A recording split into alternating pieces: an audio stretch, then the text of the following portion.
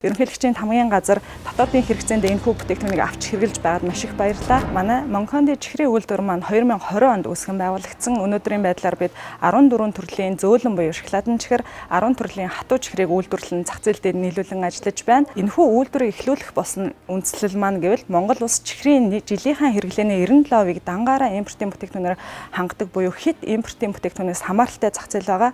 Энэхүү хамаарлыг бууруулах буюу дотоодын зах зээлийнхаа 15%-ийг дангаараа хангах, цаашлаад үндэсний брэнд бүтээгдэхүүнийг экспортод гаргах зорилготойгоор энэхүү төслөө эхлүүлсэн байгаа. 22 оны нэг сайхан мэдэн гэвэл хүнсний хувьсгал хөдөлгөөн өрнөж эхэлсэн бөгөөд Монгол улсын ерөнхийлөгч хүнсний үйлдвэрүүдээр айлчлал хийсэн бөгөөд энэхүү аяны хүрээнд манай үйлдвэртэй танилцсан байгаа.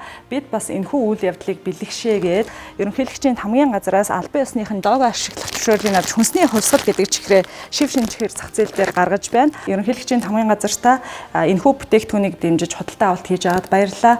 Ард иргэдийгээ мөн хүнсний буюу үндэсний үйлдвэрлэлээ дэмжиж манай шинэ бүтээгдэхүүн хүнсний хувьсгал чихрийг авч хэрэглээрэй гэж уриалж байна.